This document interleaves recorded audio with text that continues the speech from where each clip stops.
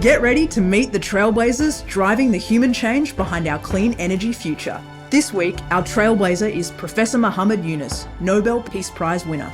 We take you beyond a conversation about the cars we drive, the tech we build, the food we eat, and the economy we power. We're talking about breaking through barriers in the way that we think, work, and live. We believe conversations about our clean energy future should be as relevant around a kitchen or a classroom table as they are around boardroom or political tables. We're here to fuel a new energy conversation, and it starts with you.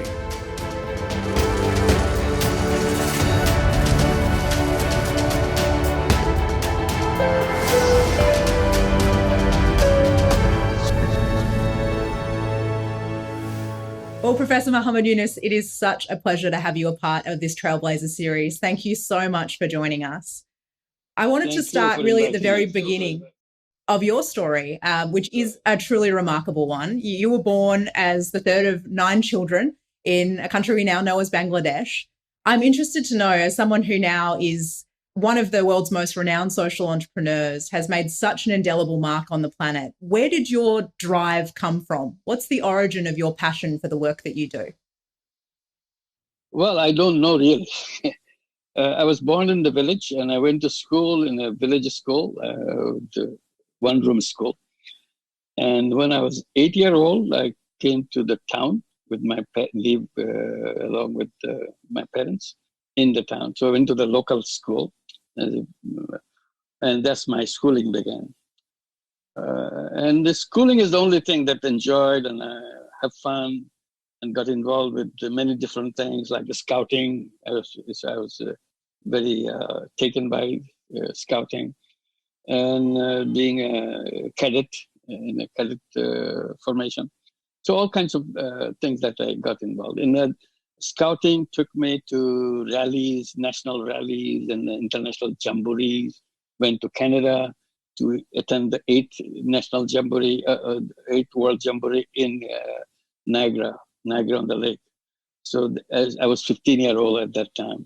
It was a fantastic experience. And on the way back, our Association of Boy Scouts in Pakistan, they bought 3 microbuses, Volkswagen microbuses from the Volkswagen factory in Germany. So we drove these 3 microbuses all the way back to Pakistan because this money was used, which was supposed to be used for a plane fare. So instead they thought, why don't we just buy the microbus and drive them through? So there will be some asset for the Association of Boy Scouts. So that was a fantastic experience. We were on the road for 5 months, going through all kinds of countries. This is a post-war Europe. This is 1956. So you can imagine what kind of experience a 15-year-old would have. So this is the journey.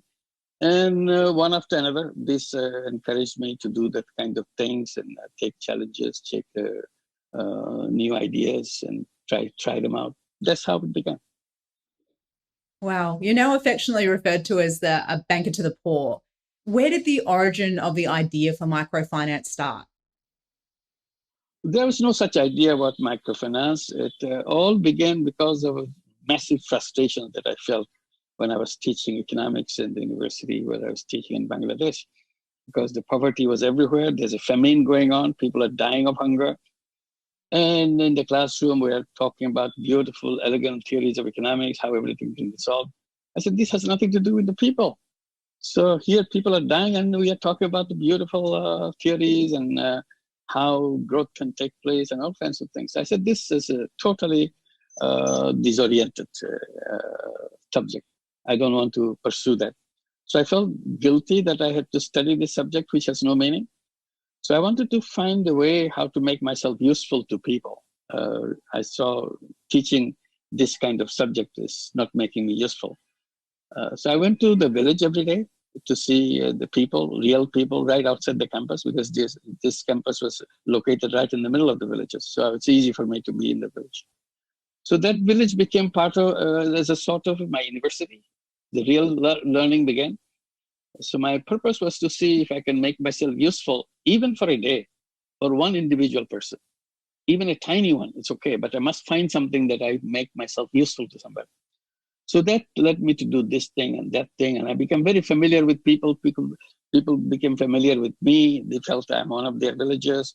They forget that I'm a university teacher and so on. And then I saw over months and years that I've been associated with the village, the loan sharking that is going on in the village and the victims of the loan sharking. And I felt very sad that people have to suffer so much for such a small amount of money. And how to make myself useful to them, to protect them from the loan shark.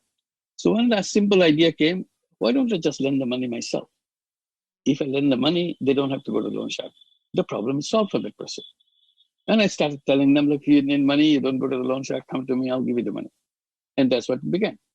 And they loved this idea. They couldn't figure out how I did, why I did it, but they thought it's the greatest idea that they could get, that they can get money without being harassed, without being punished for the loan, and so on and so forth. And this is so easy. And it became bigger and bigger. And I became very enthusiastic about it, that look, it looks fine. And the only message I have, you, whatever money you need, I give you, but return the money whenever you can. There's no restricted time limit or something, anything. So it's very casual, very open. And as it grew bigger and bigger, my money was running out. And I tried to see how to find the money. I went to the bank to see if they will lend the money to do that. They said, no, bank doesn't lend money to the poor people. So the battle began between me and the banking system. That battle continues even today. And then later on, we created a bank for the village called Grameen Bank, or a village bank. And I never had an idea that it will expand all over the country, now all over the world. I love that it started from a place of challenging yourself to be useful, even in every encounter, every day, in that really simple way. And that's the origin. That's very remarkable. Simple way. Very simple way. Yeah. I wanted to ask you, you mentioned the bank and the battle. I'm blown away that even with everything you've done, it continues to this day. But how did you go in those early days of people just saying, this is not the way finance is done? We do finance on credit histories. We don't give it to the poor people. How challenging was it to get people to believe in your idea and get momentum behind it? Well, people thought it's a funny thing that I'm doing. Is something of a kind of a mockery of a system, and I just trying to pull their legs or something like that. They didn't think it's a serious thing I'm doing. I said, I'm very serious. I said, they always explain to me, they don't lend money to the poor people because they are not creditworthy. I have heard it so many times. I said, my God, they're explaining that it's the fault of the people. They are not creditworthy. That's why they cannot lend money to them. Then I told them, should you blame them for not being creditworthy, or should they blame you for not being people-worthy? Why don't you fix yourself first before you blame anybody else? Because your fundamental mistake is you're not worthy of the people that you want to serve.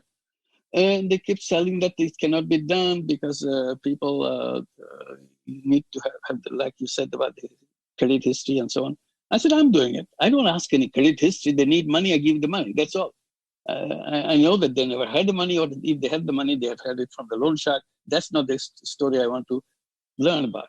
I want to forget about that story. I want to create a new story.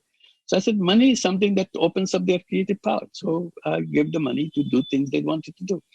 So this continued and continued. Is never resolved. Even today, after so many years, 45 years or so, still banks don't touch what we do.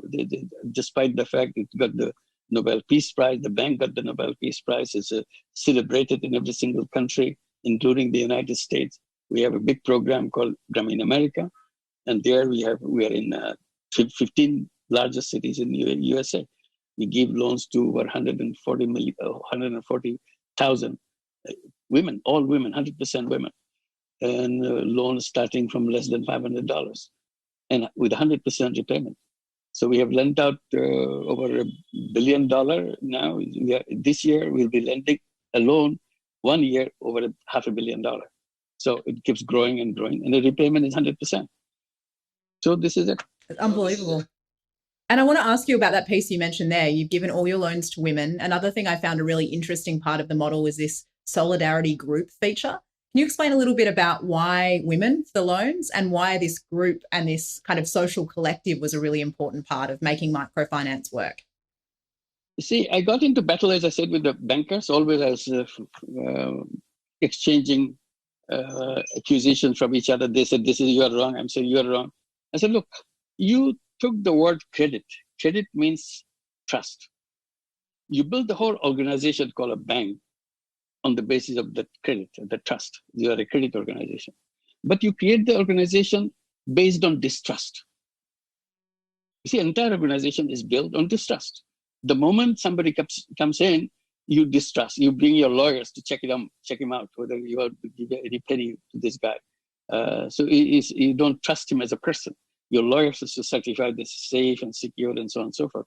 And you grab all the things he or she possesses before you give the money. So I said, we came back to install the word credit in its true sense. Is based on trust. We have built a system where we have no lawyers. In our entire system, as I was explaining about Grameen America, and we lend them the same amount, about $3 billion a year in Grameen Bank, not a piece of legal papers between the lender and the borrower. So we are the lawyer-free banking. We don't have any lawyer in our system, but people still pay back. So I said, how do you justify all these lawyers and so on and say, okay, and then you lose your money. They don't pay you back. Our repayment record is much better than your repayment records. So I said, why do you do that? So I said, you should be learning how to do the banking rather than telling others how to do the banking. So we started doing things in a way. See, everything you do, the way we learn how to do this, we look at you how you do it. And once we learn how you do it, we do the reverse. You go to the rich, we go to the poor. You go to the city, we go to the village and remote village. And you go to men, we go to women. You bring your lawyers, we said no lawyers, no collateral. We don't need any introduction from anybody, any information from anybody, any history from anybody, not even from you. We don't want any information from the borrowers either.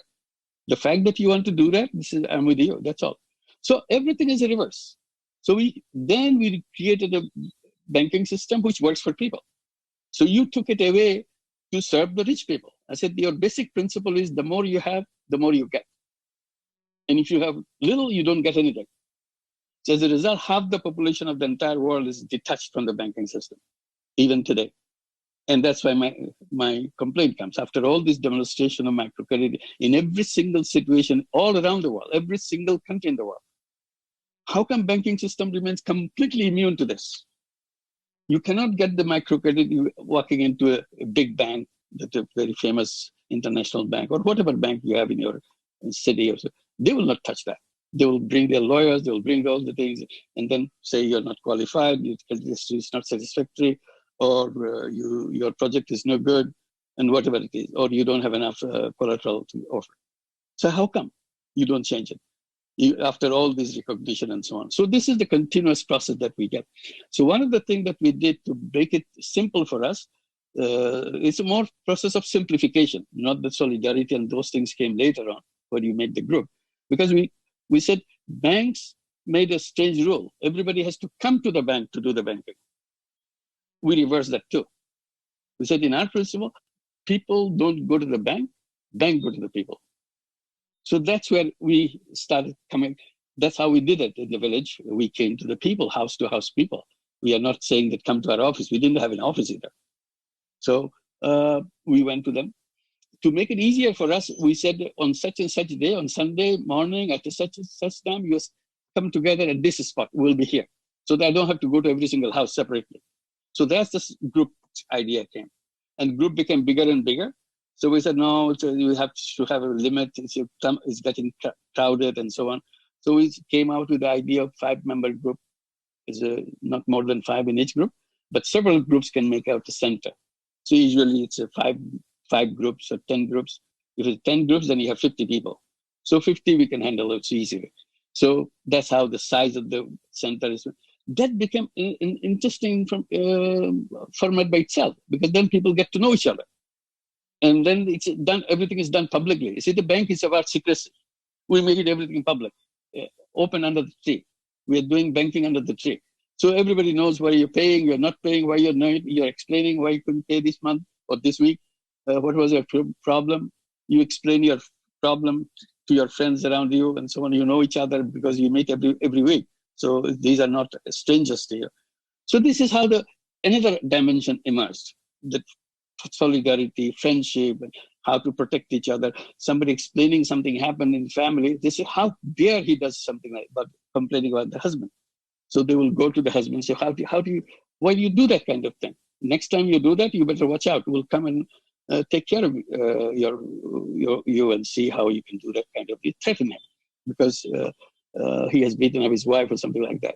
So this is how the solidarity and friendship grew out of that. So this is the thing that became the core of our microcredit program. You mentioned earlier, Grameen Bank has such an extraordinary global footprint now. Microfinance is present in more than 100 countries around the world. It's truly remarkable, the ripple effect that what you started in your own village has created. I wanted to ask you, what's the biggest lesson you've learnt about how to scale well? What did that journey, what was the biggest challenge and what was the biggest lesson from scaling Grameen? First of all, you mentioned 100 countries. I would say more generously, I would say every single country. It's the most difficult part is to find a country where it didn't have any microcredit, doesn't have a microcredit program. It's such a common thing that people want to do that, and NGOs trying to do that, government is trying to do that, and somebody else is trying to do that. Maybe small, but it exists in every single country. So it's nothing unknown. It's a common thing and a common experience and so on. It's one thing that it became very popular. Everybody loved it. It expanded very quickly.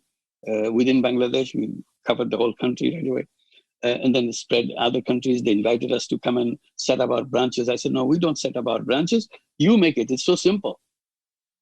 You don't have to bring us there. So you don't have to depend on some foreigners to come and say, you're good enough to do that. So no, we don't know anything. I said, Dad, you tell us that. Why don't you come and see us how we do it? So we keep on inviting people to come to Bangladesh. Many people around the world have come to Bangladesh, learned it, started their own program, and that's how it's spread. And then the next complaint is we don't have the money. Nobody gives us the money to lend money. So where do you find it? We are an NGO. We need money to give money. And then the people who give money, they say, no, we are not in business. We are in charity program. So they don't give us the money to lend money. So lending is a commercial thing. You have to go to the central bank and so on. So it became a complicated situation. So how to make that happen? It took a lot of time to governments to accept that this can be done as an NGO activity. That although it's a very business oriented, because you have to cover the cost, you have to make sure that you don't lose money in the process and so on. You grow, so on. And only thing I keep saying that all you need to do is to allow them to take deposits. The moment you allow them to take deposit, nobody has to worry about money because it's a bank. The bank's business is to take deposit and lend the same money to other people. And that's how the banking business is. Luckily, we got that permission as a Grameen Bank because we are a bank. So we never had any problem with money. Everybody said, oh, why do you get all this money? Must be donors flushing you with all this money. I said, no, I don't take any money from the donors. We take money from the borrowers, from the depositors. Depositors keep money into us and we give the money to the people. And we had lots of money all the time. Grameen Bank never had any shortage of funds, always had the surplus of funds. I said, that's the trick. Just give them the permission to take deposits. In the USA, as I say, I will give over $1 billion loans and so on. Still, we cannot take deposit. So we have to find this $1 billion to somebody else. Somebody has to lend it to us, somebody has to donate it to us and so on, which is very humiliating. Because we're running the business, where money comes back, is 100% repayment, cover everything, the cost you incur into the system, but you are not allowed to take deposit. I said, what's wrong with this system?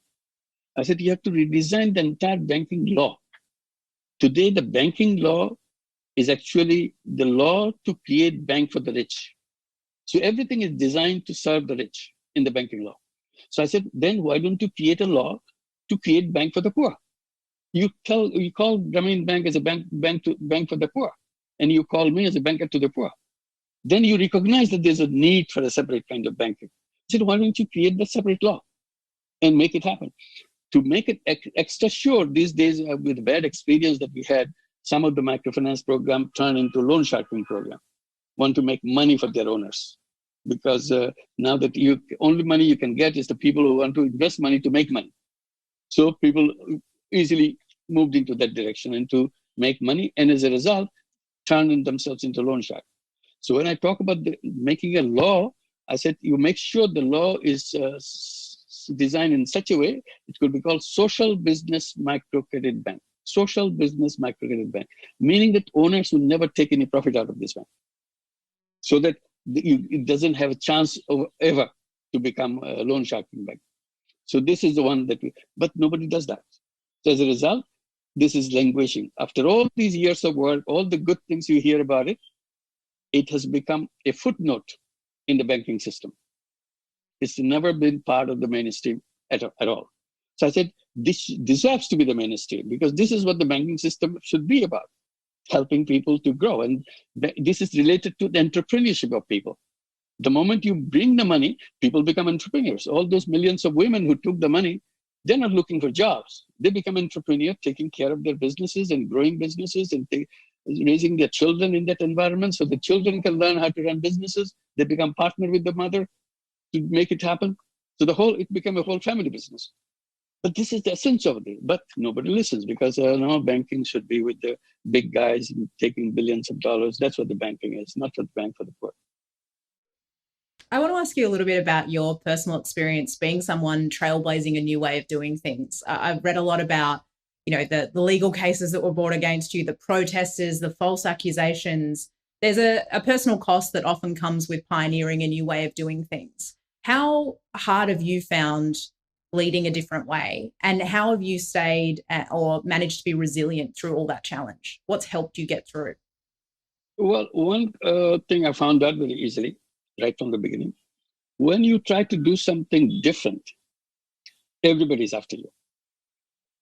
And we stepped on so many toes in our work.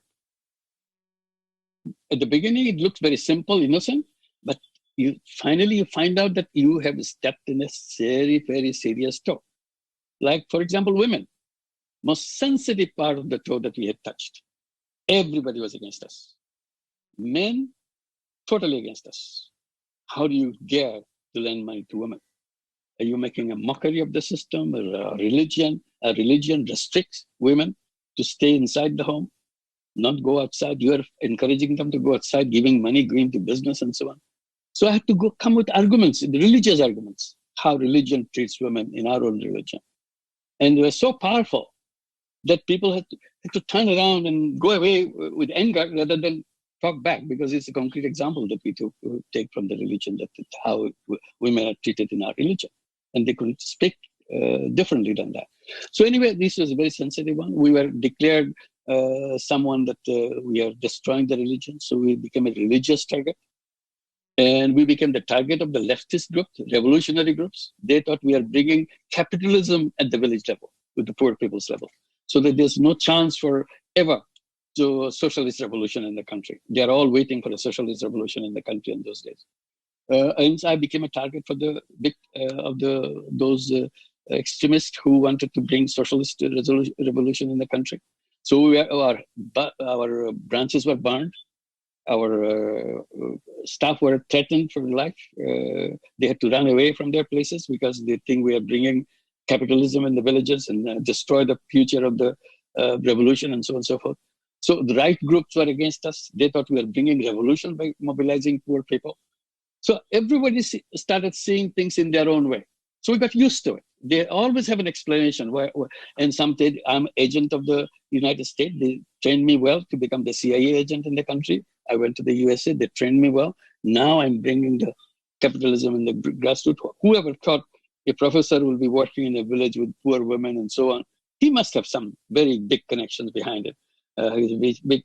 Big things to harvest out of this whole. So everybody has a story to tell. So that never discontinued. It continued.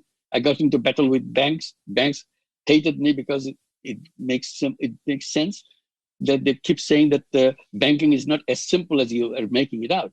I said, I'm sure banking is not as difficult you made it out. So it should be somewhere between.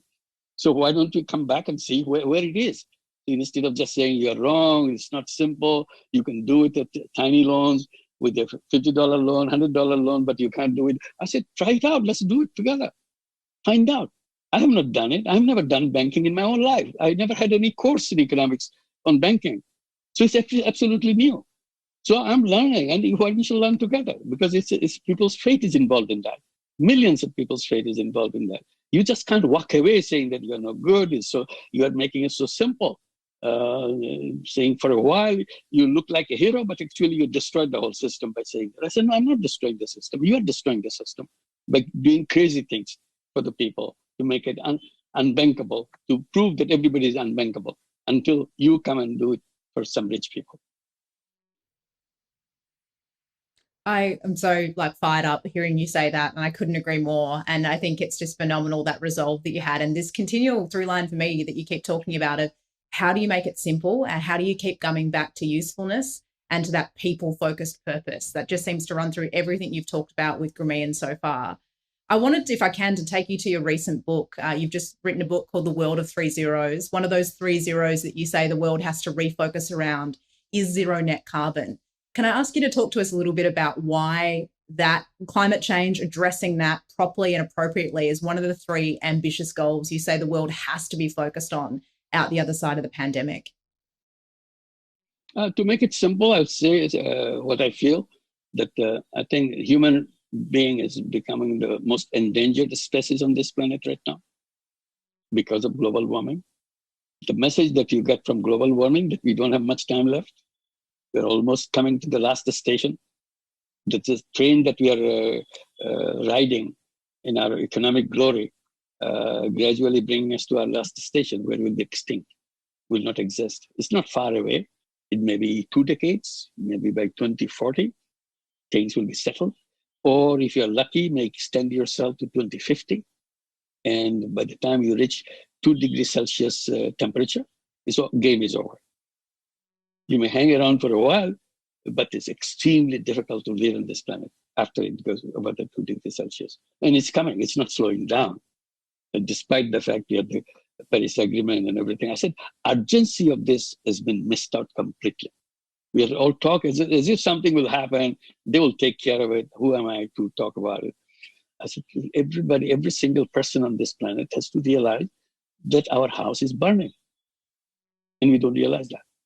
We think, oh, and that's our children are marching on the street. They call themselves Fridays for Future, blaming their parents that you destroyed our future. We are not listening. Why are children accusing us for stealing their future? They say you have stolen our future. It's not a single voice, it's all over the world. The children, they see their future as a stake, but their parents don't see anything. They are busy having a party inside that burning house. And that party is about the growth, about the prosperity, about all the things. I said, where is the prosperity? Where is the growth when the house is burned and we are all turned into ash? So I said, that's the essential thing. We have to realize that this is not going to save us for long. It's only a small time of opportunity. And I thank pandemic very well. I said, pandemic has focused this whole thing, revealed all the problems that we had, revealed that the machine, the train which was taking us to the ultimate disaster has stopped because of the pandemic. And now I said, this is a great opportunity. Pandemic has given an opportunity to get off the train. We don't want to ride the train which takes us to the suicidal path. This is a suicidal path we are going there. So why don't you get out and find a path, a new path to get away from the disaster that we are heading for? And I said, if you go by the old roads, you'll always end up with the old destination. And our old destination is the death and destruction.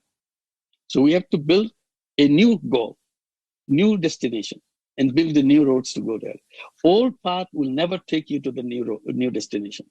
That's a very common understanding, that old road cannot take you to a new destination. We have to build new roads to get to the new destination.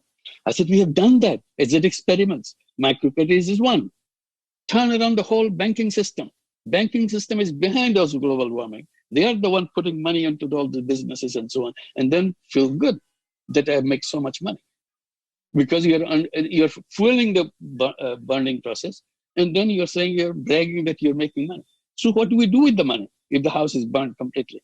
So these are the things that you have to learn. We have to see how to control that and make sure we turn it. Banking system is behind many of the problems that we have created in the world. This is just one. Another one, creating the poverty, creating the extreme wealth concentration. All the wealth of the world is concentrated in few hands. 99% of the wealth of the world is in the hands of 1% of the population of the entire country. 1% owning 99% of the wealth. Where is the other 1% of the wealth? Who is the 99% of the population? Who are at the bottom of the heap. So if you draw the income map, you'll see 99% of the people at the bottom of the map. They have no wealth, only 1% of the wealth. But all the wealth is way above on the map, on the sky. There's 1% people holding to 99% of the wealth. I said, what kind of economy is that? When the wealth separates out from people. People is in one end, wealth is in the other end. And that gap is widening. Wealth is moving away from that. Every second, it's moving away. I said, the real economic system should be bringing wealth and people together. That's the real economic system. You created the economic system, the reverse way. We take away all the wealth from the people and push it in the sky. I said, you have to redesign. The pandemic has given a chance to redesign the whole thing.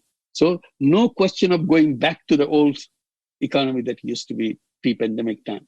So this is a no-go decision we have to make. We don't go back to the old system. We create a new path to go to the new world. And this is the chance that we have right now.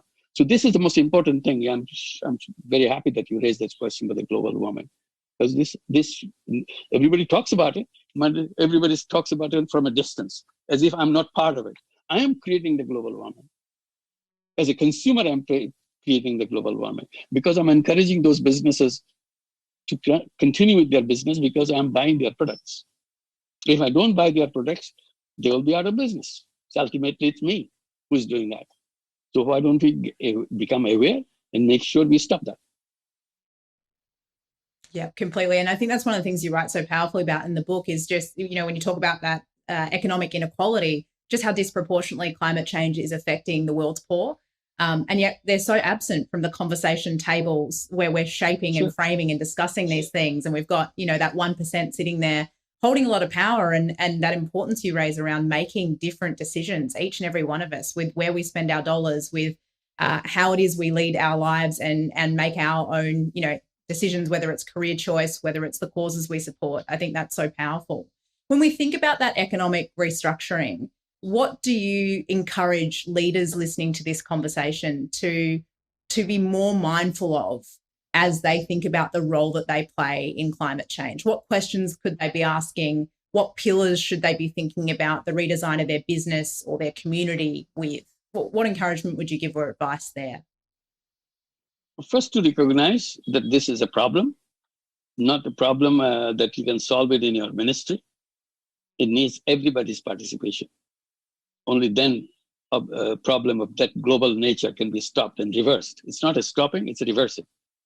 Because you have already gone a long distance. You have to come back to safer zone. We are not in the safe zone anymore. So how to bring us back to the safe zone and the safest zone, ultimately. So this is what, and their policies are making it happen. So they have to investigate how, where they're contributing to this fire. And I explain it to them by saying that, look, if you want to create the new path, a new road to go to the new destination, there you have to have a checkpoint before you get to the new road, enter the new road. Checkpoint, are you carrying anything with you in your business or in your thinking which contributes to global warming? Are you associated, are you in ownership or even as a consumer which contributes to the global warming? If you are, you have to stop here because you have to disengage yourself from all that, then you can get to the new road. Otherwise, you're not allowed because you'll pollute the next world also because you're carrying your habit with you. You want to have the fossil fuel with you. In the new world, there is no fossil fuel. It's all renewable energy. So we have to make sure you go to the renewable. So we have now a chance to build those checkpoints and make sure. And most important thing, I said, but the policymakers to make immediate decisions, not only about the government decision, also encourage the public. They are the political leaders. They are the opinion leaders. Shun those things that which are contributing to the global warming. So how to make the renewable energy everyday thing, even if it is not as fancy as a fossil fuel energy is all about, it's cheaper and so on. This is a little bit expensive, but still it saves our life and our children. And always ask every family, do they think about the future of their children? What kind of world they would like to have for their children? Are they contributing to that world to happen? Or they're destroying that life? And if we are destroying your life, the life of your children, future, what about your grandchildren? Will they ever come to this planet? Do they have any chance on this planet? or they're finished. We are just finishing. It's our decision. We are making those decisions today, which will impact on the children and the grandchildren. And I don't know great-grandchildren, because that far we cannot go either. So this is what the decision-making process is. So we have to make them aware. Change the education system. As a political leader, you have to change the education system, because education is one which is creating all this problem. All the things we are putting inside the head of the money, money, money. That's what we're teaching in the school. That you go out and get a good degree from the best school, so that you get a good job in the best company. And what does the best companies do? Destroy the planet. But we don't consider that, because getting a job is the destiny for you. That's what the school is teaching us. I said, for the first thing to remember, tell the students in our academic system, the job is not natural to human being. A natural human being is an entrepreneur. And that's how we are born on this planet. We are not looking for job when we are in caves. We were go-getters. We get the problem solved. We fought with the planet and make sure that we survive on this planet and continue to find our space on this planet and so on. This is how we survive. We are not looking for jobs, sending job applications from cave number 1 to cave number 5 or something like that. We've grown up as an entrepreneur. But the schools come and say, no, you have to find a job.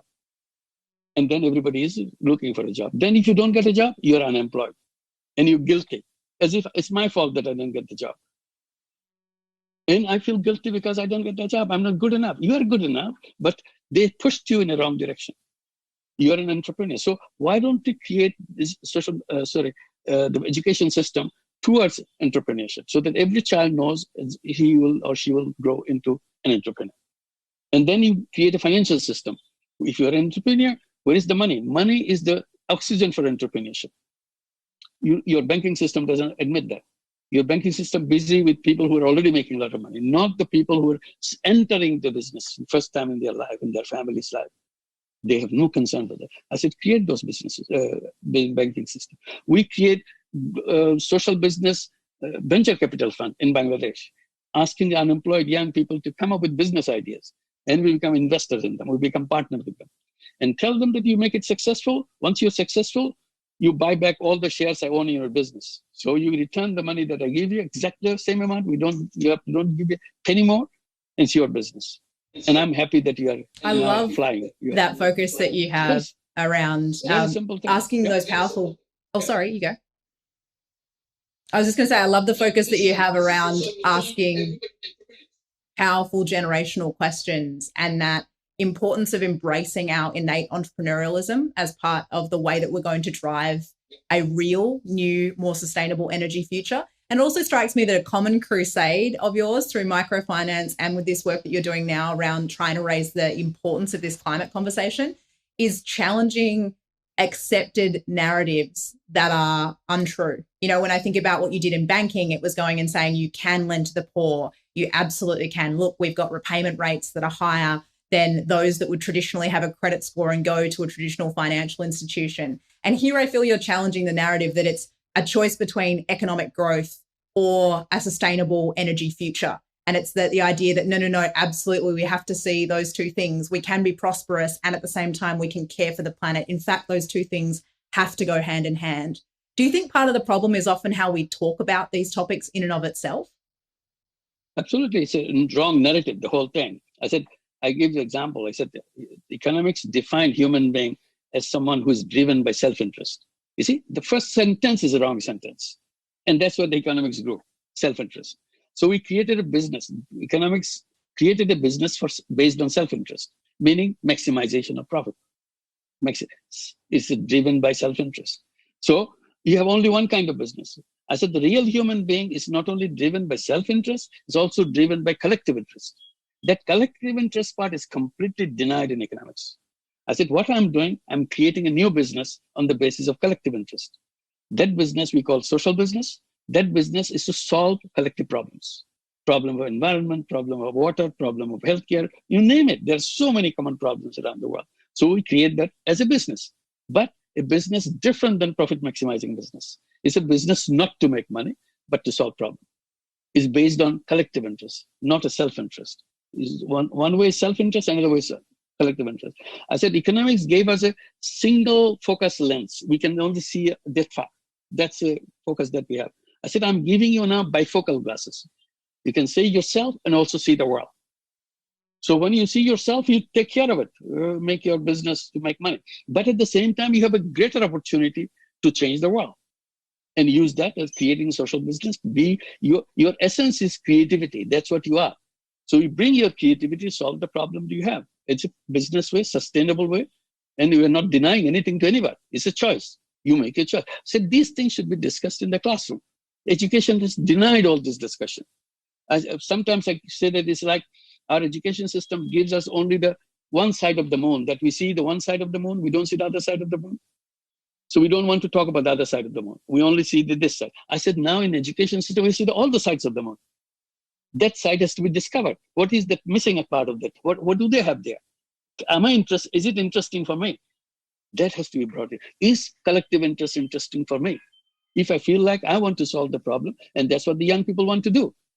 Young people are not so much self-interest oriented, they are collective interest oriented. They want to contribute to this planet, but you're taking it away, asking them to work for somebody else.